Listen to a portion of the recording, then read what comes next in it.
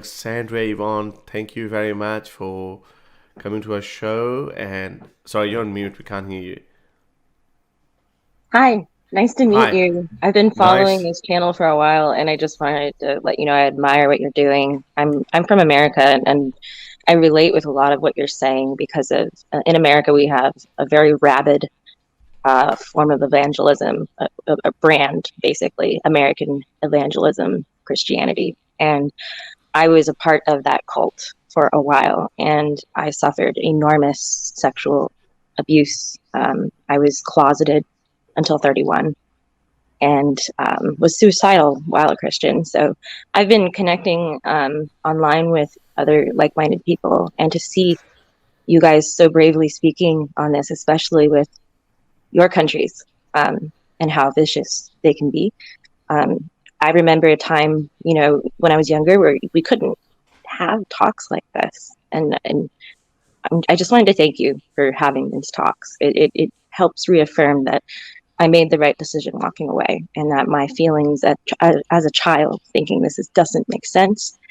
This doesn't make sense, that there is no firmament and stars fixed as lights in the ceiling. Like there's a galaxy and a universe out there, and um, everything that you're saying is just, especially on a worldwide scale, talking about the global ramifications where people are standing up, and there's still that regime of uh, the the far right, I guess, for lack of a better term, just still being able to be in control. I firmly believe, as an American, that religion should be separate from state. That women should be able to divorce. Um, and I come from a family that's alt right and Trump supporters. I'm the only one in my family who is a progressive, and I've been disowned by my family. So I'm lucky in that I'm not killed by my family like what happens in other countries, and I recognize that privilege. Um, and I just want to say again, thank you so much for having these live talks. I will definitely be joining you guys regularly, and just thank you. Well, thank you so much for coming on here and sharing that. I mean, that itself is such a brave thing to do, and I cannot tell you how sorry I am for what you've experienced and what you've been through. But other people have been through worse. Remember, I said I recognize my privilege, so I'm grateful that it was only that. I hope you're safe and you're well now, and you've kind of made a life for yourself outside of all of that. I have, yes. Okay. I'm a much happier person. Yeah. You seem great, so that's good. That's actually really made my day. There's a life. I mean, you go through that progress where that progression where you start to feel pulled back in, which I did get pulled back in for another 2 years before I woke up and left. So I recognize on this journey others who may watch this after it's posted. I think you guys post your sessions, right? Yeah. Other people will watch this and be able to relate. I mean, the fact that there's that journey of questioning, then taking a few steps out and trying to do feelers and see what happens. People are afraid of losing their community, and that's, I think, one of the most insidious parts of this. Yeah, most definitely. I find this. I know you said that you recognize this privilege, the fact that you happen to live in a country where you had the opportunity, albeit not easy, but you had the opportunity where you could actually start your own life outside of that. You could get away from that. There's no honor killings here for women. That thankfully, I mean, it does happen with some of the Indian Americans here, which is sad, but it's not on the same massive scale as in India and other countries. Pakistan is worse than India, but then the few and far between in India as well. But it does happen in those countries. But you recognize it. But I found it very strange that ostracization that you're talking about. It does happen on that scale. Like as I said, I just spoke yesterday with the lone skeptic, and he was sharing his story about his cousin who turned out to be a lesbian, and she was 15 or 16. Yeah. And he hadn't seen her for now he's 13, 14 years later. And because he ended up becoming an atheist, and now he has no problem with a gay or a lesbian or transgender, whatever. He wanted to connect with her, but he's like, I don't know where she is. She's been gone for 14 years. So I was like, hang on a second. Yeah, can that happen? Why? So you said that what we're talking about it, and I think that's a part of our we do get a lot of motivation from it as well. That if we can create a community, if we can bring people together, because every person, especially because we are more Islamic centric and because of our Yes. background, we're mostly Pakistani centric, every person or every second person that we get a message from, they say that, I thought I was the crazy one. I'm like, no, you're not the crazy one. The flying donkey believers are the crazy ones. Pegasus crossovers Yes. from Greek mythology and other fairy tales. Yeah, that's the crazy one. I'm going to be a devil's advocate here, but Okay, I'm go saying that. So obviously, and again, by the way, I'm an atheist. I don't really. The atheists Me are a too. lot closer to cynicism than any other Yes. group of people, because like I don't need a community. I don't think that I need a community. I don't think I need anything, but we know that us being social animals, we have hierarchies, we have structured systems, etc., and people Okay. aspire to, people look up to certain people. We look up to pop stars and movie stars, and Celebrity politicians. worship and stuff. We, Yeah. we and we and a lot of psychologists actually talk about it, that it's actually an important step in our evolution, because it inspires us to do something bigger than our current situation, etc. So all of that is a part of that. So you're saying that, okay, you don't need a dumping ground for reverential feelings for leaders, and I get that. I don't need it either. I don't care. Okay. I couldn't care less about anyone. But there are people who have different experiences, people who look up differently. So they, like for example, mega churches. Yeah, what's the Joel Osteen, the guy with very nice teeth? I mean, I'm like, you idiots. Joel Osteen. Yeah. Joel This guy's taking you He's for a a sham. ride. Yes, but people get that, and it doesn't please me but one bit. But I understand that people have this desire to do it. We can say that they shouldn't, but So do how you do we talk recognize to them? that? But do you Yes, I recognize can. that? Yeah. I can, yeah, because I remember when I was younger, I used to look up to like the priest in my Catholic church that I was a part of. Right. Because I started out as a Catholic and then I became an evangelical for 2 years, like I said earlier when I came back. But I started out as a Catholic, and I was confirmed, got my first Eucharist, everything, and stayed a Catholic for 21 years. And it was when I was in college and I read the Epic of Gilgamesh, and I started seeing, the Great Flood and certain things, like just the crossovers, and that was my first step. But I was very uncomfortable because I was like, when I left, I was like, where I don't have that. His name was Father Malqueen, by the way. He was Irish. My last name McGlynn. So I related to that. My family's from Ireland. So I felt like, he was like a father to me. Father Malqueen was so kind to me. My biological father was not. And so I understand that emotional need to have that leader. And when I went into evangelicalism, the American brand, which is quite vicious, I felt that, they kept telling me that Jesus and God were, to have such reverence and that worship. And because, like I said, I didn't have a nice father, let's just put it lightly, I remember wanting to feel that fatherly love. And I never really got it. And that was the only reason why I left. I ended up getting really heartbroken because I did feel like it was a sham.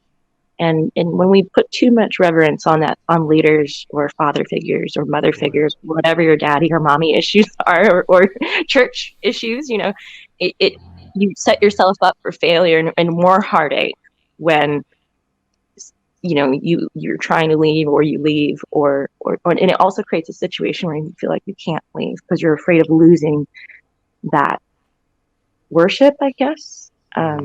That emotional release. I remember crying out and crying a lot and praying a lot and having community, all under the guise of, but you must believe in God. So I don't know. I've got mixed feelings on it because I know from my own journey, I used to be in that spot.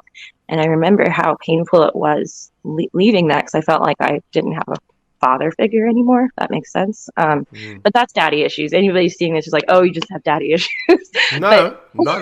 Whatever, we all are human beings. We've got some sort of an issue, whether we admit it or not. And there's Right. and it's perfect. And obviously, you're saying that when you're a young child, obviously, and this is why psychologists talk so much about it. That why when we have a young why so and so many things are important for a young child, and then it can leave lifelong impact and can shape your personality. So that's perfectly fine.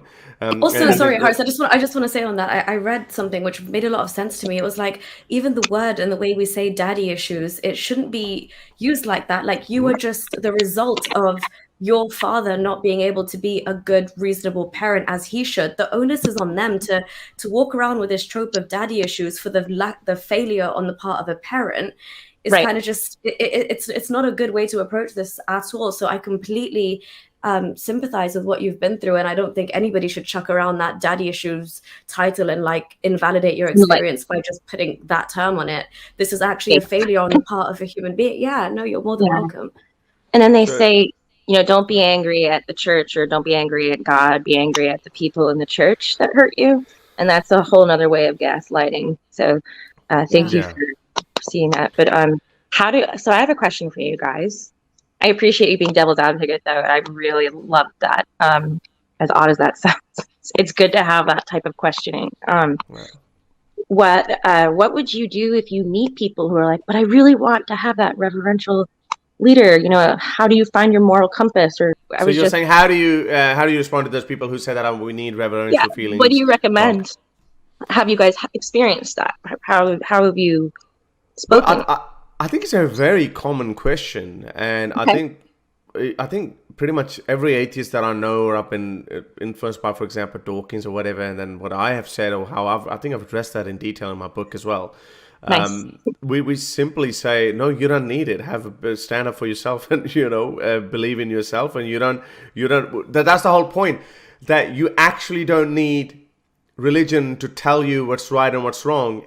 And on the contrary, if you actually follow religion to the letter, you might end up being a really bad human being by our today's standards. All the standards that we have today, exactly, they've been refined thanks to our reasoning, and they've been. If we followed Islamic morality, we would be owning sex slaves. We would be endorsing child marriages, wife beating. Women are their intellect is half of that of a man. The statement is worth half. You'd be proud to collect war booty, and there's so many things that the Islamic morality. 4 wives. Yeah. So it's a funny word, but anyway. So yes. Yeah. So we tell them, no, you don't need that. So. But I get the part where it gets complicated than that, because when you tell them about Islam, that, hey, this is what you're basically signing up for. This is a fine print, which is not really that fine, but they just refuse to read it. They just sign it. I'm a Muslim because I was born in a Muslim household or whatever. You'll find that a lot in their book. Yeah, exactly. Well, we literally, a couple of weeks ago, we had a guy who said that I only believe in the Quran. I don't believe in the Hadith, the sayings of the Prophet. And then when we pressed him a little bit further, we said, have you read the Quran? He said, no, I haven't read the Quran. So he was defending a book he hadn't even read. He admitted it. So we tell them that I at least say that you don't need it, but we understand, we recognize that the people have that feeling. And then my counter question to you is then, okay, now you've realized you don't need reverential feelings for a leader, for a pop star, or maybe, no, not pop star, you haven't said that, or, a monarch, or why can't you, sorry to interrupt, but why can't we have those reverential feelings for ourselves and our own critical thinking? But that's not how we work. I mean, then one could argue that, okay, that's just narcissism, that you're just having you're putting yourself everywhere. We know that humans, we have this innate desire to look up to other people. We could argue who those other people are. So my question to you is, sure. So when you look outside of yourself, like, I mean, I think very highly of myself. Yeah, I think a lot of people can tell. I take a lot of pride in myself. Do you? I literally would not have known in all this time we've done this Go. show. Well, you wrote a book, so please let me know about your book. That's the height of narcissism, right?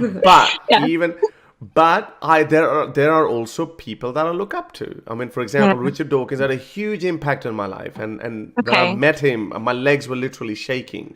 But was he a monarch? No, he's not a monarch. But my point is, so we replace that. That was my point. Yes, so my that was what I'm trying to say too. Yeah, my question to you was, we're on the said same that where else do you go after that? If we got, okay, this is a charlatan, this guy is an abuser, or this guy is, this is a corrupt organization, I don't want to be associated with that. But then what? Because there is a desire in us that wants to be a part of a community, recognize certain people. There's a guy I play cricket with. Yeah, cricket is there's a sport that we play, not the insect. We don't play with insects. I guess we would have to tread carefully and be more. If you want to have a leader to look up to, that's great. I support that, as long as it's with. Don't use your reptilian brain, the emotional side. Use the logos side, the logic and the critical thinking. So you are aware of if something doesn't seem right, you can get out faster. So you don't have like my experience where I went back. Yeah, I just want to chime in here as well and say that I think I fully understand the psychological or the need of the human psyche to want to look up to almost like a godlike figure. And I genuinely believe this is a hang up from our more primitive past. And it's something that we haven't been entirely able to shed yet. And now in this day and age, we put that towards celebrities and following our favorite footballers and our favorite superstars. But when I was a lot younger, I used to do the exact same thing. I had like sports people or whoever I looked up to. And I remember asking my dad at one point when he was going to be in the same vicinity as one of these cricketers, actually, Horace. And I was like, oh, are you so excited to meet him? Are you going to get his autograph and this and that? And my dad was just like, he said something so like wise at that point that just seeped into my brain. And I've always kind of held on to it. And he was like, no. Why would I? Like, yeah, he plays good cricket, but there's no need for me to hero worship him. And there's no need for you to hero worship him. He's just a human being. And I had the same kind of reveration, if you will, for like Imran Khan before he became a politician as well. Okay. And now it's so much easier than if you step back and you stop hero worshipping them, because like at the end of the day, these people are all fallible human beings. They will eventually... Exactly. At some point, even the person, like even if it's Dawkins and you stick by him, there will be one comment somewhere at some point in some book or something he will say that might not sit right with you. But that is the beauty of being able to say, I take these good bits from all of these people, I look up to them, I stand on the shoulder of giants and we move forward. But I'm not here to idolize anybody and give them that godlike status, because that's when it gets dangerous. Yeah, and when I'm on that self-idolization, like earlier, devil's advocate. So I would disagree on it being narcissism, because people have told me the same when I left. Oh, well, you just think about yourself now.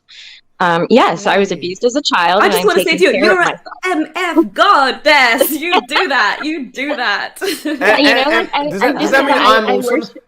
I don't worship myself.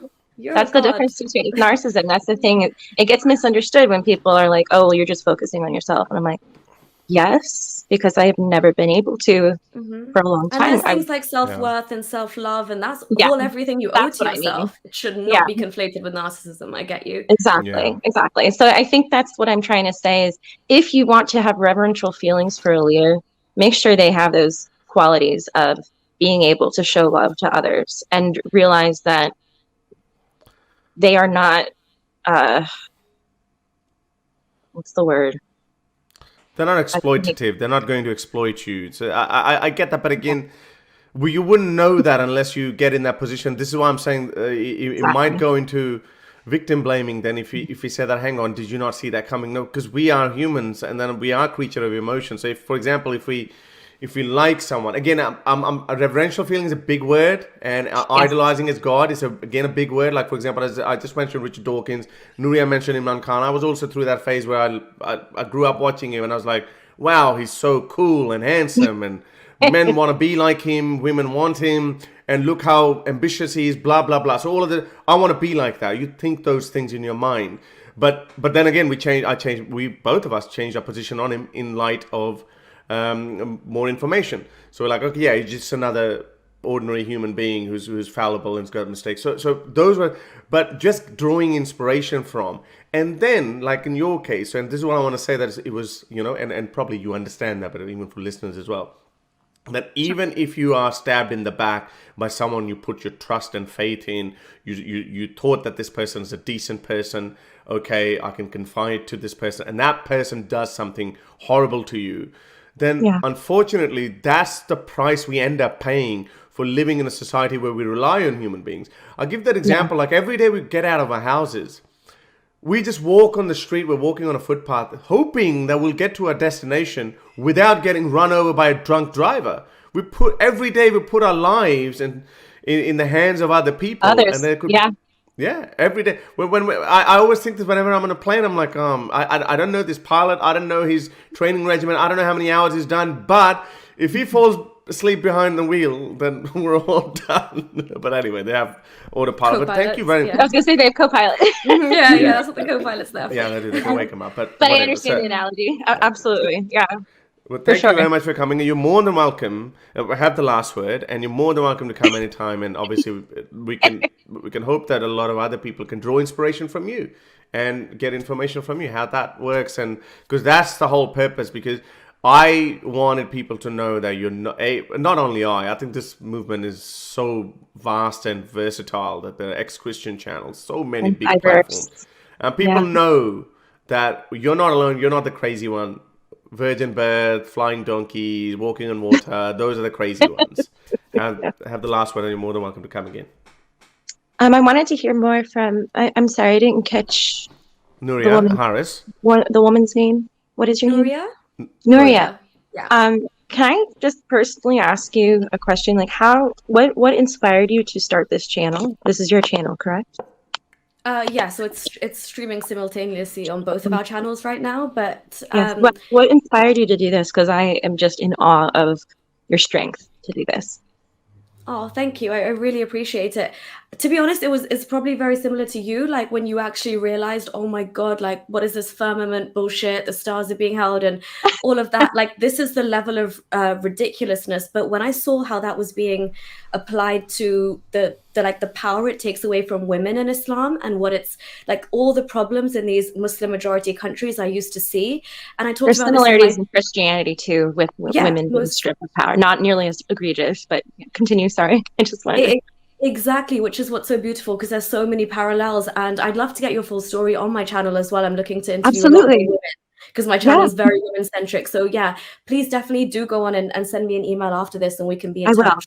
Absolutely, yeah. But yeah, just to answer your question real quick, was that I had always had this innate kind of thing to want to go back and help like the women of Pakistan. I'd hear about acid attacks growing up. I'd hear so many cases of domestic abuse. And I would think, why do these women have such a lack of access to support and resources in these Muslim majority countries? Just because I'm lucky enough to have a British passport, my life is so different from like a village girl in Pakistan. But had my granddad not got on that ship and come here and signed a paper to get our citizenship, I would be that girl. And I was always living in a state of cognitive dissonance because I was still a believing Muslim. So I'd abide by Islam's principles. Now that I've stepped back and I see that Islam is the root cause of so many of these women's misery, and I can put those two things together and speak that truth and say, leaving that behind will emancipate women. That was kind of the core narrative behind why I started speaking out. I agree. Wow. Yeah. Oh my gosh. And the fact that you said just because someone signed a paper to come here, that's just it literally has given me the life I am. It's the reason I am who I am, and I have the guts and the courage and the comfort and safety to be able to sit here and do this. And I've lived, when you were talking about privilege earlier, I felt so ashamed because I just had a like rain check on my own privilege. You know, so massive kudos to you. And please, I know you are trying to say that the issues Muslim women have had are insane, but please, please, please don't invalidate your own experience because what you've been through is horrible. No, so please don't ever diminish your own experience in light of others. Yeah, and my father used the word of the Bible to say it was okay to harm us, and that was I can't reconcile that. I cannot. And you shouldn't have to. You definitely shouldn't have to. You've done the complete right thing. And honestly, seeing you smile and speak your truth and be so confident and know your own mind, it really warmed my heart today. So from the bottom of my heart, thank you for sharing this. I was nervous about sharing it. I just thank you for giving me the space. And also, I really appreciate, sir, you doing the double advocate thing and talking about, being confident in yourself and trusting yourself and your own moral code is that narcissism, and it's something that is said by Christians and my family all the time. So it means a lot being able to answer to that and to also feel, not I can tell I've definitely healed from my trauma because I can openly talk about this without crying anymore. So that's exactly what I read. It's when you can relay the story without crying. I only started my channel when I was way at this point as well, by the way. When you can relay your story and it doesn't get those same emotions going in you that would have been those raw emotions, you have healed, or you're well on your way to healing. So again, massive kudos. You're on it's only an upward trajectory from here, I promise you. Good. Thank you for giving me the opportunity to join you guys. I was so excited to join in on the conversation. It's the first time I've actually been on a live feed like this. So on a topic that's so meaningful.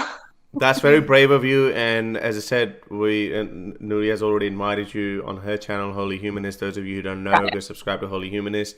She's obviously, from a woman's point of view, she wants to talk about this. And obviously, in my opinion, and I think it's probably unanimously agreed upon, that women are the biggest victims of Islam or religions. It's always women who are on the receiving end. So they should be the first ones to rebel against it. So we need more women from all walks of life, especially when coming out, when they're coming from the religious angle. So in politics, obviously, yes, a lot of women are making good name for themselves in every other field. So we need that in dissent from religion as well. So and we need women and to stand up for children too, because it's abuse to indoctrinate children without the frontal cortex developed. Exactly. Your brain isn't done developing until you're 25. So that critical thought process, I believe you should allow your children to have choice. And yeah, I mean, if I had a kid and they wanted to be a Christian or whatever, I'd be like, go ahead, just make sure you read the whole thing and be able to have debates and learn. But I would never force someone to be atheist. And I think that's one of the beauties of being an atheist that has learned. I would never force someone to do something with their religion. I can agree to disagree, but I think that's the other thing that's very poignant about this is I realizing like I can still be friends with these people. There are reasonable people out there that are religious, but I will always speak my truth. I used to be shy about posting my beliefs online, but I'm not anymore. And I have friends that are religious that are still staying. I lost a lot, but I did realize there are good people in religion too. So it's good to keep speaking that truth, because who knows, they might leave or not, but you might help inspire others to get the courage to walk away. But keep sticking it to them. And even plant those seeds of doubt. Just it literally takes a tiny little seed to be planted, and then it could manifest.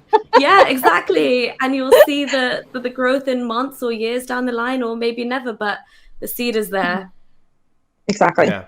That's great. Thank you very much for coming. And Veil Rose said that the lady on guest speaker, you are amazing, and thank you for sharing your experience with us. You speak for so many of us women across the world. Thank you, Veil Rose. Thank you, Veil Rose. Yeah, that is so beautiful and sweet. But again, I feel privileged in what I've been through, and I appreciate everyone telling me, please don't invalidate. Yeah, please don't, because we have a tendency to do that. We always have a tendency to say, oh, but this person has it so much worse. But don't. Honestly, what you've been through is something nobody should endure and go through. So things that happened to you and that you went through were a violation in itself, and you need to you need to consider that for what it was, without saying, well, women in Afghanistan have it worse. Yes, they do. They have it very bad. But you're your own individual, and you need to understand what you've gone through and how wrong that is in itself too. So yeah, please definitely don't. I talk about it. So yeah, so it's good that you acknowledge, being a rational person, you acknowledge, yes, there are other women who are having a lot worse than what you've had. But what happened to you was the worst that happened to you. That was the worst in your life. So the thing is, no human wants anything bad happen to us. Forget about, we're not comparing that. Okay, well, if I was a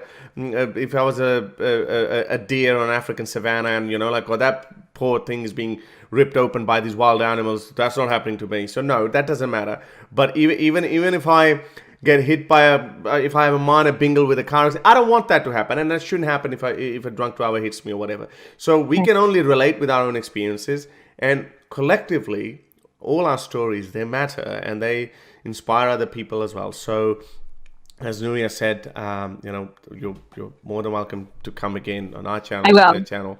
And, I'll join both of your channels for sure, and please let me know about your book, and then Oh, I'm sorry, I'm Nuria. Nuria. Noria. I want to make sure I got Sorry, it I right. know it's not an easy I'm a name. teacher, so it's really important for me to get names right. So Yeah. Noria, thank you again for creating this opportunity to come on and talk.